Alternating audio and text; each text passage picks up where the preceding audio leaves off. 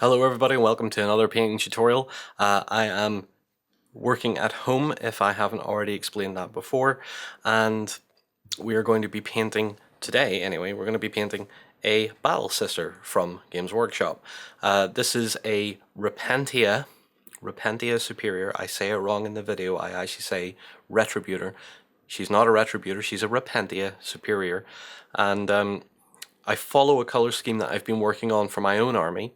This is a miniature for my own army, which I'll be working on in this video, and trying to develop that color scheme and explain to you guys, particularly in this video, explaining to you guys what the importance is of how much highlighting do you need to do over how much you could do. Trying to figure out what sort of a tabletop standard can be, which is a very fluid subject and up for a lot of debate depending on who you ask and what painters you talk to. I prefer minimalist but important highlights, and I will explain and demonstrate that in the video for you as well. But anyway, hopefully you enjoy this one. Thank you, and enjoy, and let me know in the comments what you think. So the first step, now that we have the model primed, we've primed it with grey sear, so we've just took the whole thing and give it a coat of grey sear, just because I like that layer of grey. I just quite like it, so no other reason really. So the base coat, we're going to start with our armor. We're going to start with Grey Knight Steel for the base coat. Again, I like it because it has that slightly blue tinge to it and makes it a bit more interesting as the color scheme goes on. So let's just get a layer of that down. And I do this first because I know I have a lot of other colors to add later on, so we just go for that first because it needs a wash and a dry brush before we move on to other items on our Sister Superior here. So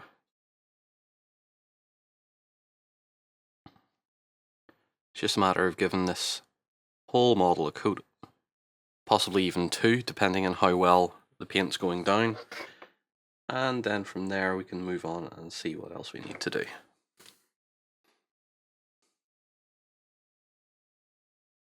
With the Grey Knight Steel now dry, all the armour now gets a wash, and we're going to be using Null Oil for that. Now this does tend to kill that sort of nice blue tone that we've got, but I still like to use the Grey Knight Steel anyway because it just has something that the other metallics weren't giving me, and I can't quite pin it down what that is. So I just please. There's just something that this metal has in its tone that was just nicer than going, say, Runefang Steel or, you know, anything else like Plate Mail or something like that. I think it was initially the blue tone, but the Null Oil seems to sort of calm that a little bit. But I still prefer it. So let's just get the Null Oil down. Not worrying about that grenade. I'm probably going to put it out as a different colour, make it look a bit more utilitarian rather than something that the sisters have, you know, purposefully done up to suit their aesthetic. With the Null Oil wash now down, we can have a look at what it's doing for our miniature, and the results are pretty subtle, I think. It has dulled the metal down just a touch, but it does give us a bit of shading, and that shading is very important for what comes next, which is going to be highlighting the metal. So highlighting the metal, we're going to be doing a bit of a dry brush, and we're going to be using Necron Compound for that. It's a very good metallic dry brush color. So I'm just going to put some onto my brush and just get it ready. And we're just going to start applying it to upper areas of the model. And what this will do is give us a nice sheen on that metallic base coat.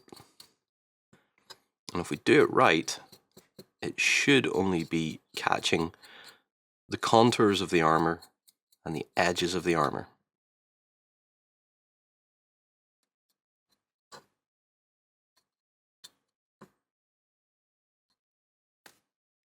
Okay, I think that's going to be enough for a dry brush. Let's, before we quickly move on, just make sure I've got what I want. Yeah, I think that'll be okay. So, From there, we're going to be moving on to the cloth. We're going to be doing the interior of the cloth first, and that color is going to be a nice deep red. So we're going to be using corn red for the base of the cloth. So we'll get that shaken up a little bit. And this will probably take a couple of coats to get right, so we're not going to be rushing this step too much, but we do want to be neat now that we have the armor more or less where we want it to be. So let's just start and go ahead.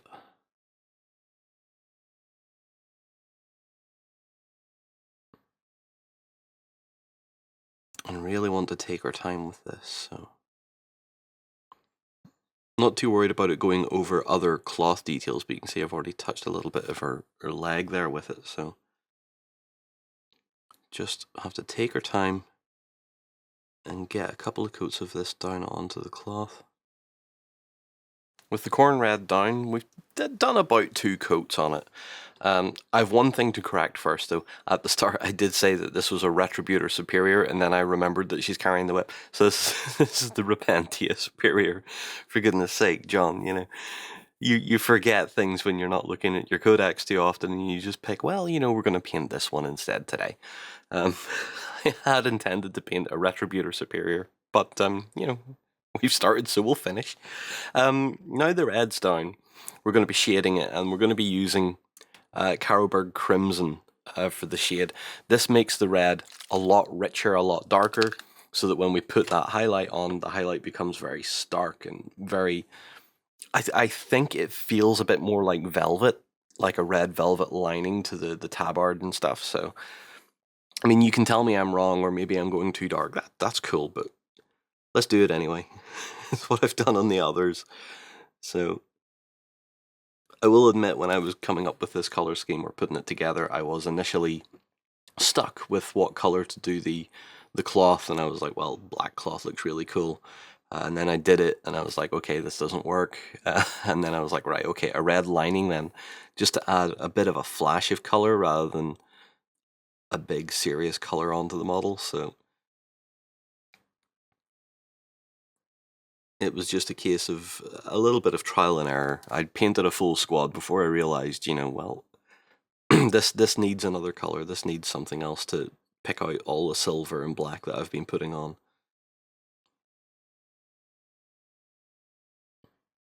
So we're not going too heavy with this. We just want a thinnish coat just to add a bit of richness to our corn red. All right. So while that's drying, I'll quickly wash the brush off here, we can get work onto the black cloth as well. And for the black, we're starting with CITADEL CORVUS black as the base coat, because it's an off, it's not a black, it's a really dark grey. So we're going to be using that. And this is handy because initially, when I painted my first test miniatures for this color scheme, I'd been using the Black Templar contrast. That's why the model was primed or base coated with Grey Seer, because I thought, you know, Grey Seer will help me. I'll use some contrast paints to speed the process up a bit. But I realized that the Black Templar contrast paint wasn't really giving me the finish that I wanted.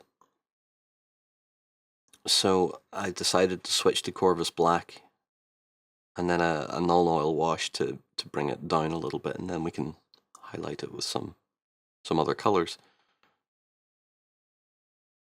So having to remember when putting the Corvus Black down, we need to be very aware of edges, because we now have red cloth meeting the black cloth in certain places, like on the front of her tabard here. With the Corvus Black now dry, I've also went in and added just a little bit of the Grey Knight Steel just to that shoulder pad that I missed. You can also see I've painted the whip and painted the faceplate on the helmet. Now I painted the whole thing in because I'm not that great with my brush control yet as to leave the eye lenses alone, so I just painted them in the Corvus Black as well. So now it's time to move on to the wash, and as I've said before, we're going to be using null oil just to dull down and shade the Corvus Black.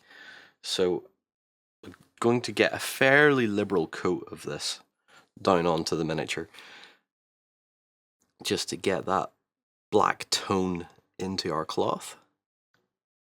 This will also help shade the likes of the buttonholes and stuff like that on the cloth work.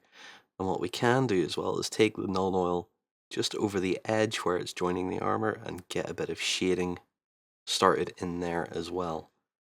Now we don't want to do that too much because it will tend to bleed over a little bit,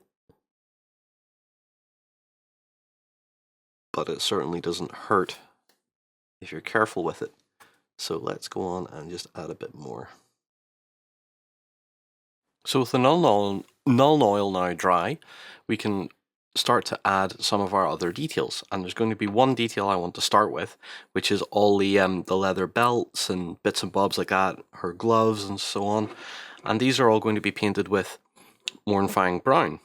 So we're going to get some of that ready, and we're just going to paint in all of that leather work. And I like this color because it takes a wash really well. It takes a pad, like no problem. Yeah. And highlights up quite nicely too. So if I could stop hitting my camera mount, we're going to start with the two belts that she has running across her waist.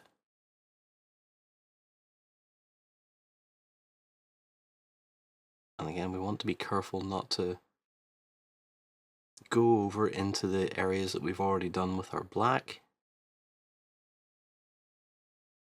So I have the Mournfang Brown down on her gloves and her belt.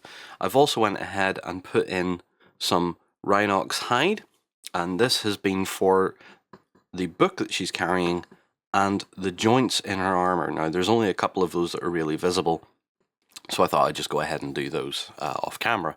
Now the next stage, we're going to be doing a couple of metallics. So the first one is going to be Retributor armour, which is going to be for all the trim on her cloth, her tabard, the buttons, belt buckles, her fleur-de-lis on her shoulders and on her knee pad, and a couple of places, particularly her grenade and the mechanical part, sort of the more electrical looking part of her whip. That's going to be going lead belcher, so that's our darker metallic. We're going to be doing that on. Just to get a bit of contrast in there. I always find that if you're doing a simple paint scheme, it's better for you to use more colours and then shade them down and highlight them very simply, and that way you still get a very effective finish. So I'm going to be starting with the Retributor armour, and we're just going to be painting in anything we want to be gold. So obviously we're going to start with like these big symbols.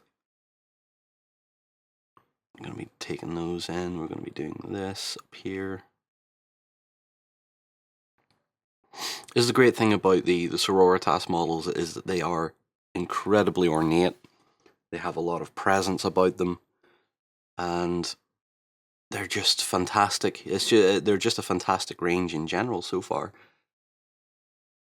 So with the gold all painted, I did a couple of extra things. Also, what I also said was I was going to add some lead belcher to the handle of the whip here and to the grenade, which I've done, but I've also added some Mephistone red to the actual, what looks like a grip on the whip.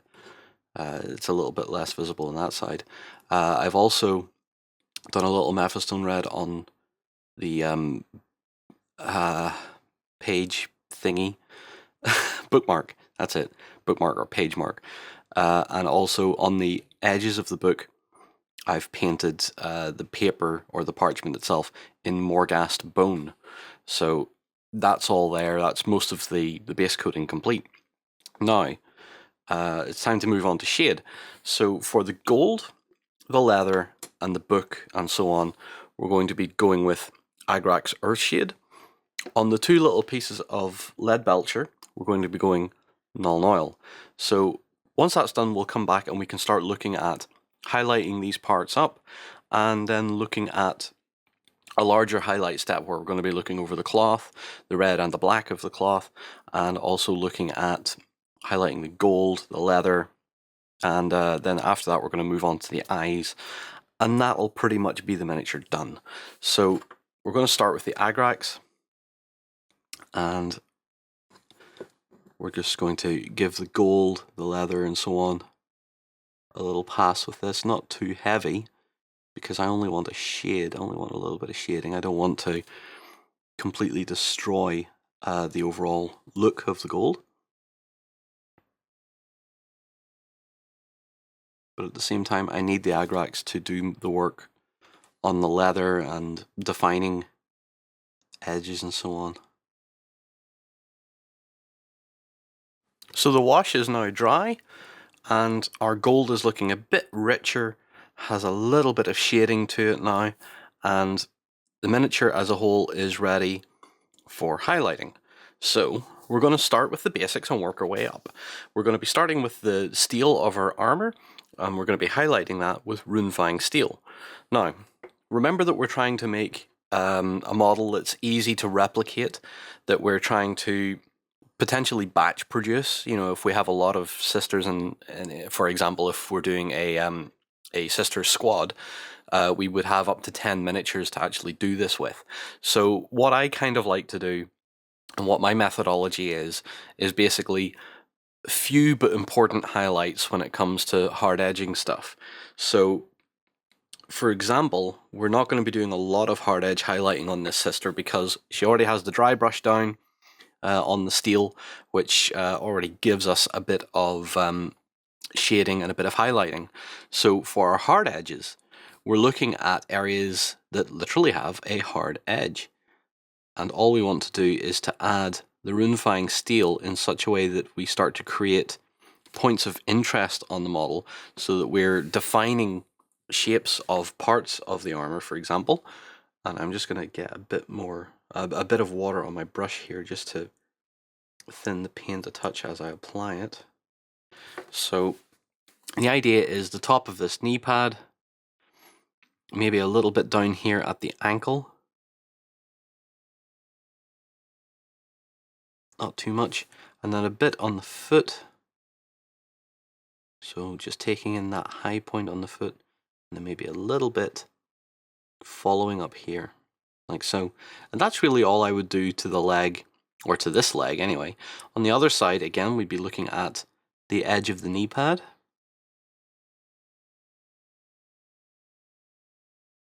Like so. And then on the side of the leg, we'd actually probably take in this whole line, which is an overlap in the armor plate. Just take that in and then carry it off a little bit on that edge and a little bit on the reverse edge. Like so. Just again, we're wanting to just add a bit of a glint rather than hard edging the whole thing. Like I said, the dry brush has already done a lot of that work for us. Again, on the top of the boot, a little bit here, and maybe even just a little bit up here as well, just to define the shape a bit more. We're not looking at anything major here, so let's carry that highlight a little bit beyond there. Don't necessarily, you could add a line here, but it's not overly necessary. The darkness of the armor joint, which is in Rhinox hide, helps enough with that. Onto the backpack, there's not really much not really much you need to carry out here, but I kind of like taking in these ridges just behind her head and just adding a bit to those. Like that. Now, it's always the upper areas we're looking at when it comes to the highlighting in this stage, so I'm going to take in this edge here on the front of her gorget. A little bit on these areas where the piping goes into the shoulder. So just a touch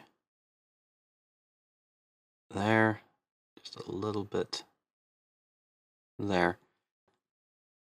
And probably just the edge of her helmet here, the bottom edge of her helmet. So I'm being fairly careful with this.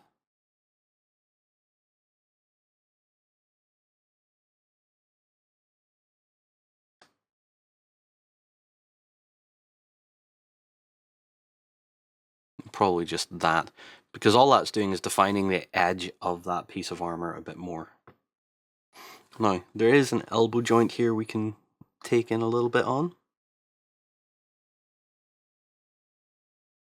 Again, just a slight little line.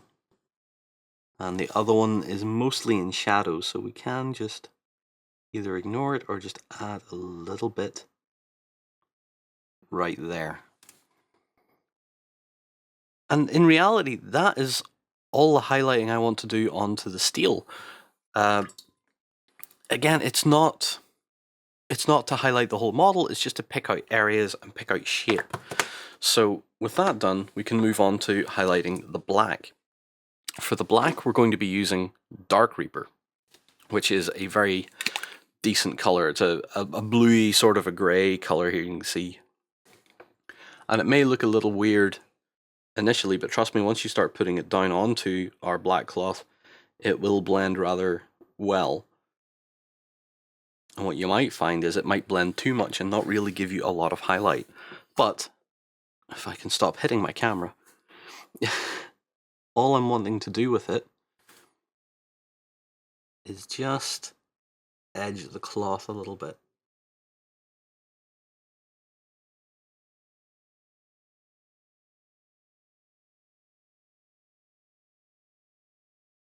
Not too much.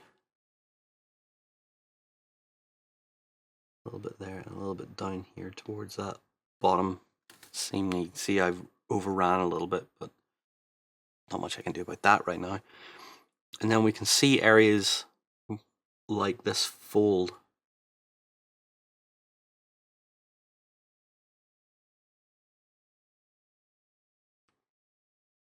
Bit there like that.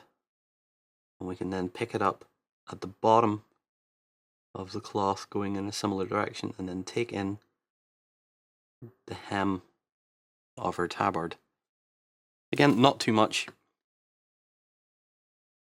We just want, from a gaming perspective, which is what, 2 or 3 feet, we just want a few definitive shapes and edges. So here's a nice one here, this sort of seam with the buttons.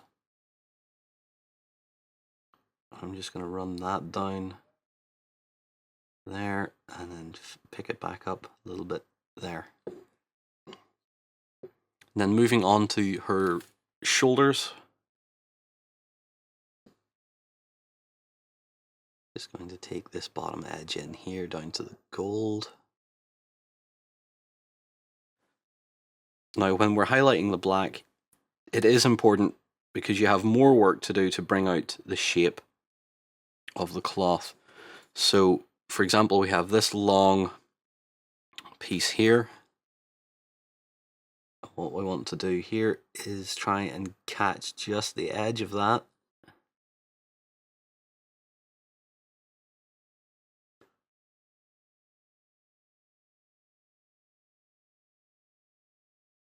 Like so. And instead of carrying that line down here, because this is technically in shadow, we want to pick it back up here and then run a line up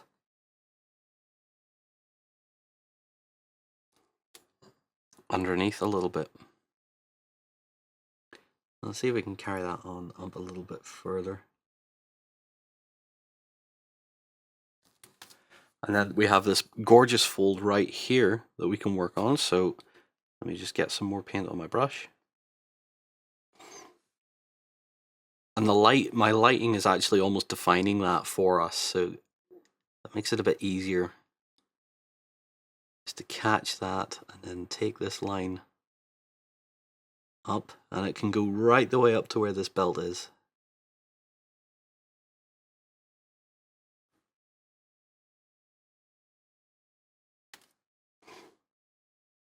So not too bad. That will do for the black. So I'm saying, guys, that this method or this approach to the highlighting really can go quick. So we're going to move on to the red. For the reds, we're using Mephistone red, which is a nice bright red. And again, going to be just picking out areas of interest. We're not going to be going mad with the red. So in this case, we have this gorgeous edge here.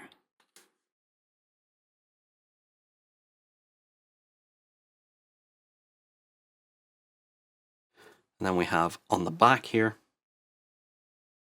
just getting a little bit more water into my brush, a bit more paint and keep it nice and thin. So we have this area down here. Again, we'll take in that long edge.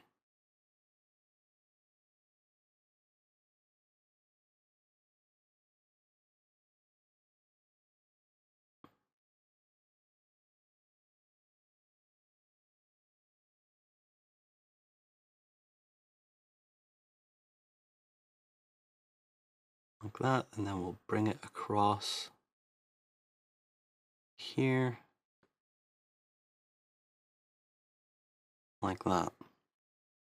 We'll make sure they meet at the corner, and then very slightly carry on the highlight we did from the other side and just bring that up just to below the knee joint. And then up at the top here, we'll bring it down just to the knee joint itself, just to the top.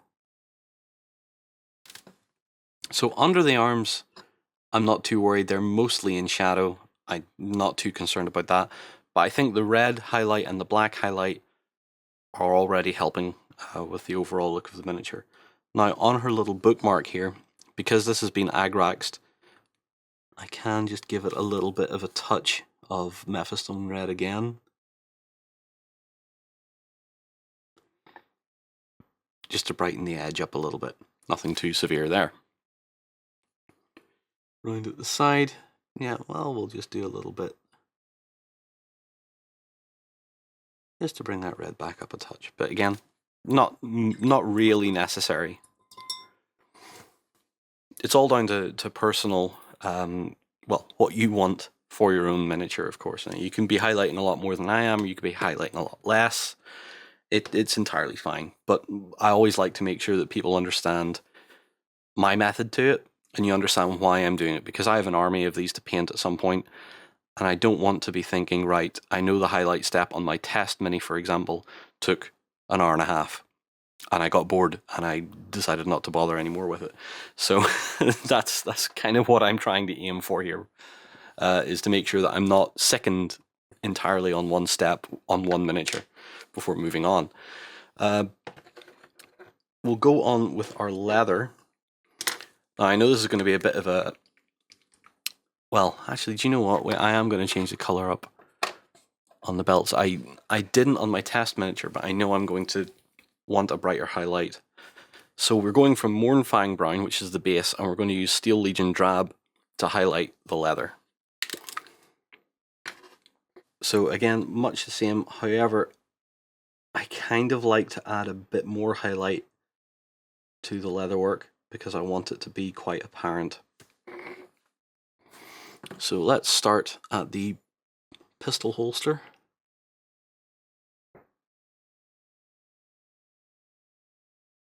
And the thing about leather is the more it's used, the edges and areas where it folds over itself or corners or stuff like that do actually start to lighten up a bit. You know, the texture will crack. And I think when you highlight leather, when you do more highlighting to it than anything else around it, it does have a much more interesting look. So I'll go ahead and do the rest of this. The gold, in fact, I've shown enough of the leather. I'll do a bit of the gold and then finish it off camera, and then our final step really is to do the lenses on the helmet. So as we know, the gold was Retributor armor with a Agrax Earthshade wash, and finally the highlight is going to be Liberator gold. So it's a nice bright gold. Now some of these parts are going to benefit more from a dry brush than a hard edge, but we're going to do a little bit of hard edge before I carry on. And for example, I want to pick out the skulls here and then do the edge of the eye.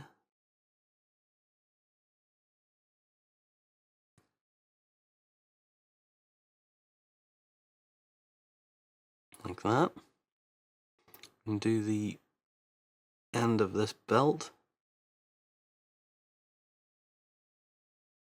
And then, for example, on her shoulder here, just hard edge there. Maybe that's not too apparent. More like that.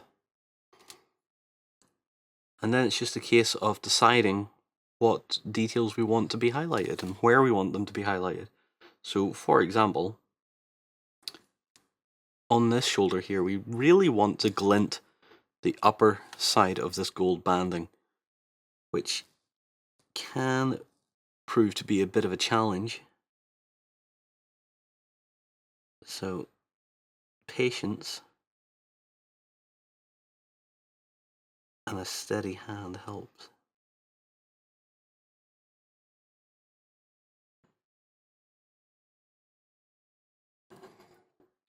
So not much of a highlight there, but it would be enough for me personally.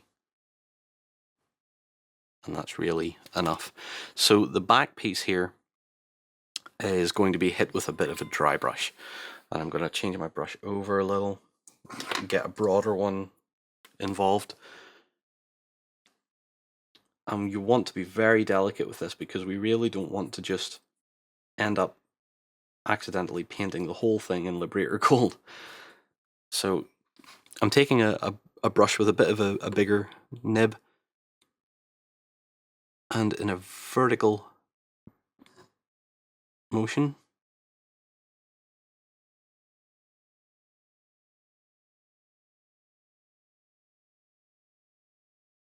just letting the brush travel over the details and picking up the higher points. And hopefully that is coming out. So now the highlighting is all done, we can take a little bit of a closer look. You'll also notice I've put one coat of Rhinox hide down onto the base. I kind of want to do some basing at the end of these videos, just to show a completed miniature at the very end. But I haven't actually figured out what I'm doing with the bases of my sisters properly yet anyway, so they've all been left with a Rhinox hide base. So that's the stage that the rest of the army's at. That's the stage that this is going to be finished at.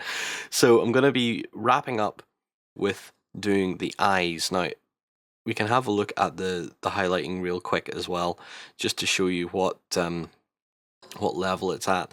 And you can see with the likes of the gloves and that. The gloves are pretty simple. Taking our Steel Legion drab, just doing a line across the knuckle like so. It's something that does take a little bit of practice, but guys, nothing in this hobby doesn't take a little bit of practice and a little bit of interest and just sitting down to it.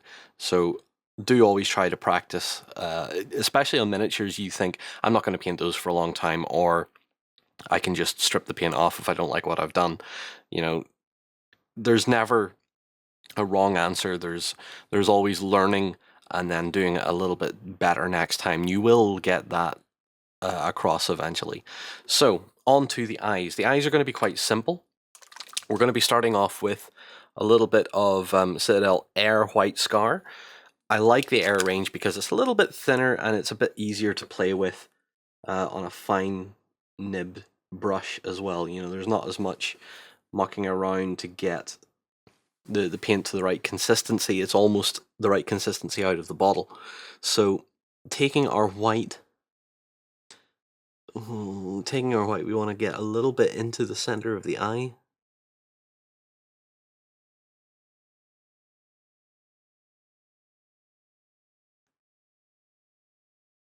Just see if I can manage that.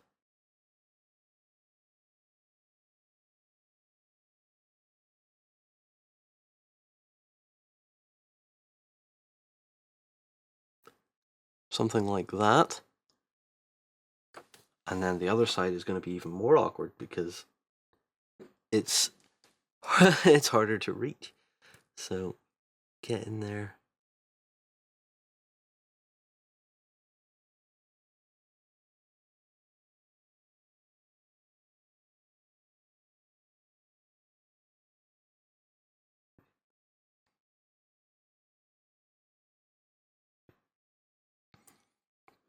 basically something like that. That's a bit uneven, but I'm not too worried because that paint won't take long to dry.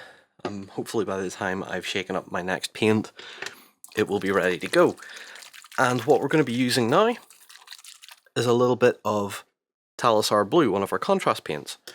And I like on my sisters to have this really cold looking, almost like a cold gaze from that black faceplate of the helmet. I want a very cold, cool sort of blue.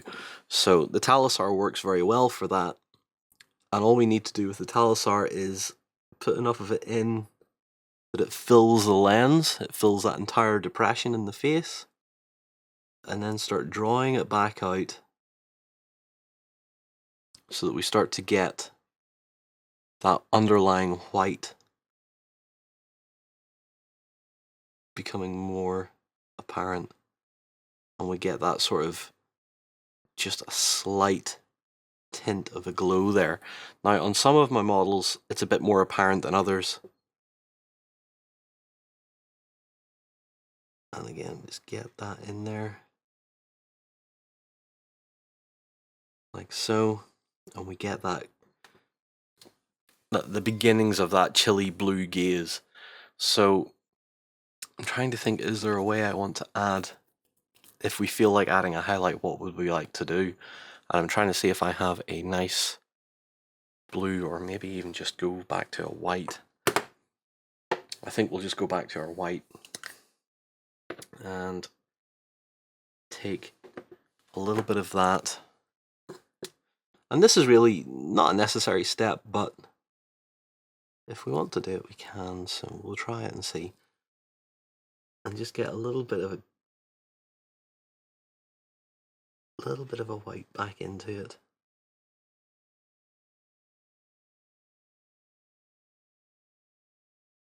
Maybe a bit too much there, but that's alright.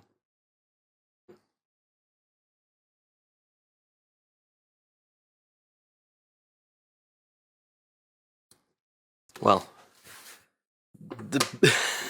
it didn't work that well, I'm going to be honest. Well, it's not the worst. What I might do is just tidy that up, maybe off camera. Yeah, I'll probably tidy that up. I'll bring an example in and show you what I'm actually trying to aim for, which is a bit more like this, even though that to me still isn't quite what I want. So, do you know what? Let's try again.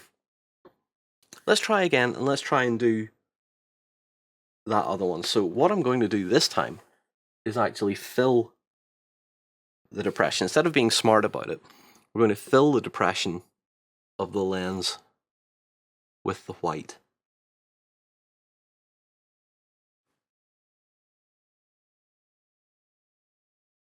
Yeah, that's a bit more of what I want. I'm never that great with eye lenses, to be perfectly honest. There's other ways I should probably be doing it, but that's the way I started with my sisters, and it's probably the way I'm going to just continue with them, to give me at least a level of consistency in that particular detail. However, that is going to be the end of the tutorial, and apart from the eyes, I'm going to say the eyes are the weakest link of that paint job currently.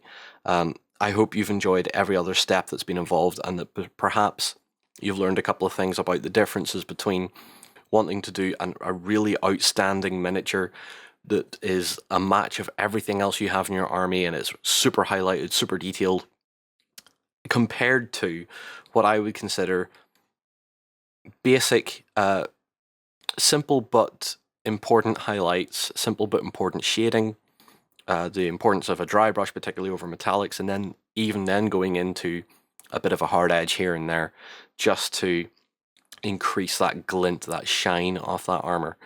But for now, I'm going to give this a little bit of a matte varnish. Once that matte varnish is dry, I'll hopefully be able to show you that in some photography afterwards as well. But I hope you have enjoyed this one. I've certainly enjoyed it. It's nice to sit down and work on something for one of my own armies and then figure out, hey, maybe there's a step I could have changed. There's a step I think I will change when I go back to batch painting them. Anyway, thank you so much for watching. Take care of yourselves, stay safe, and I will see you again soon.